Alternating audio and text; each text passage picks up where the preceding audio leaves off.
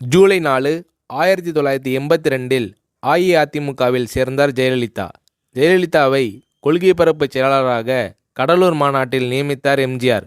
சினிமாவில் மிகவும் புகழ்பெற்ற கதாநாயகி ஒரு அரசியல் கட்சியில் சேருவது என்பது அதுவரை தமிழ்நாட்டிலும் தென்னிந்தியாவிலும் நடைபெறாத நிகழ்ச்சியாகும்.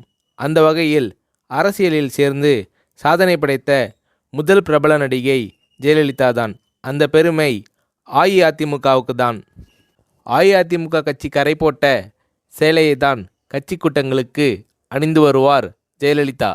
தமிழக அரசின் சத்துணவு திட்டத்தின் உயர்மட்ட குழுவில் உறுப்பினராக நியமிக்கப்பட்டார் ஜெயலலிதா. ஏப்ரல் 23, 1984இல் பாராளுமன்றத்தில் ஜெயலலிதாவை ராஜ்யசபா உறுப்பினராக்கினார் எம்ஜிஆர். ராஜ்யசபாவில் அதிமுக குழுவின் துணைத் தலைவராகவும் ஜெயலலிதாவை எம்ஜிஆர் அவர்கள் நியமித்தார். தமிழ்நாட்டில் மின்சார பற்றாக்குறை, மாநிலங்களுக்கு அதிக அதிகாரம் கொடுப்பது ஆகியவற்றை பற்றி பாராளுமன்றத்தில் ஜெயலலிதா முதல் முறையாக பேசினார். அண்ணாதுரையும் ராஜ்யசபாவில் தனது கன்னி பேச்சில் இதே கருத்தை பற்றி தான் பேசினார். அண்ணாவுக்கு வழங்கப்பட்ட இருக்கை எண் 185 தான் ஜெயலலிதாவுக்கும் வழங்கப்பட்டது.